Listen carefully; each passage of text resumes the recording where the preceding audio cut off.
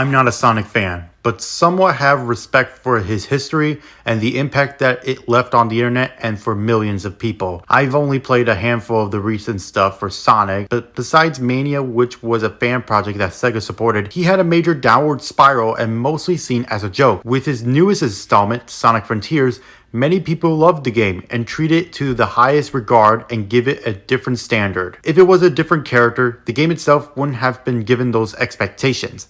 In this video, I'll be talking about Sonic Frontiers and why it maybe is overrated to some extent. Since I haven't played much Sonic games, I won't be considering this as a Sonic game, nor I'm going to be comparing it to other games in the franchise. Instead, I'm going to be looking at it as its own separate thing, with a couple of mentions of the franchise based off the characters and other stuff. So with that, let's explore this frontier. The narrative here feels strict and adult than what I was expecting it to be. Story is that the Sonic characters are going to Starfall Island for research until they got sucked into a tornado, and it's up to Sonic to save his friends but also restore order in the island by finding the Chaos Emeralds and defeating the three main boss fights. How they managed to make this work is with the character development feeling strong as a whole, which helped give Sonic and company some likability that makes some strong scenes with each other. And the writing fits the characters but feels like themselves. Won't spoil much here, but new character Sage is rather somewhat weak as a villain, but the game ends up telling us that she is related to the series staple Dr. Eggman. But that's all I'm going to say about her without spoiling the whole game.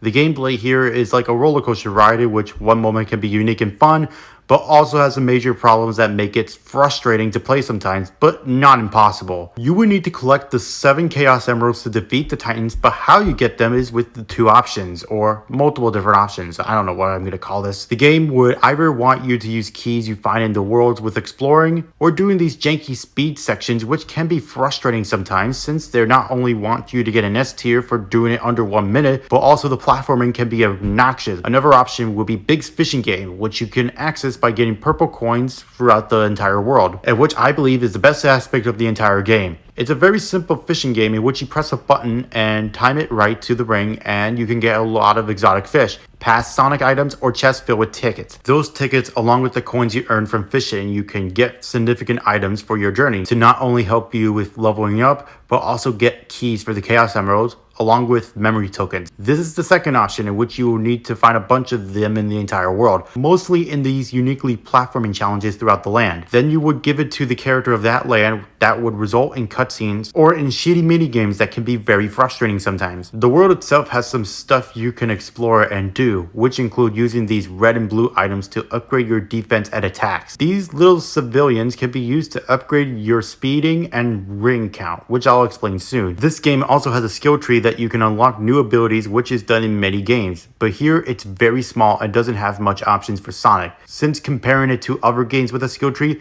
this is very small and should have been much bigger with more options. You would unlock parts of the map by doing these quick little challenges, which are easy for the most part, but some I didn't understand or couldn't find a guide to know what to do with them. But if you don't unlock that part of the map, it's not only blank, but won't show you any significant location or anything, which isn't a good idea at all. Heck, in the volcano area, I couldn't find where I needed to go to access the other islands in the area, which mentally made me sick for a while, but I ended up figuring out what to do with them, and that is kind of bad game design personally. And I'll also say this, one of the worlds is just platforming challenges that suck ass since you're falling off all the fucking time. Finally, I will talk about the boss fights. You have your mini bosses in the lands, which can be a hit or miss or just suck in general, and can get you gears which can access those speed sections that I mentioned earlier. And you have the Titans themselves. The game would love it if you can parry them, but honestly that doesn't add challenge, but can be annoying to attack them because of how almost all of them work with the ring count towards a time limit to beat them, which I find to be kind of inconvenient, but I think it kind of works in the end of the day. Honestly, it's not the worst thing in the world.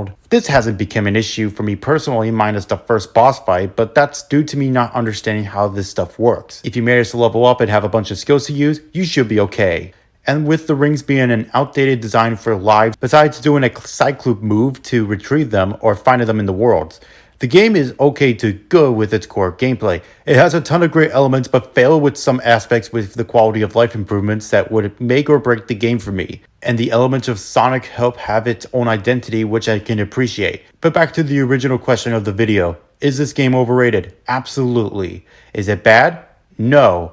I can see why many people have fun with this game, and Sonic teams should consider these criticisms and more and make a better game out of it. Some issues I have bring the experience down for me a bit for me, and that could be why it didn't really blow me away or think it's one of the best games of 2022. But why I think it's overrated is because of the expectations were so high from fans and the people on Twitter that it makes it somewhat obnoxious to talk about the game. But that's just my opinion with the game. Do you agree with me or not? Comment what you think, and I'll see you later if I make another one of these fucking videos. Bye.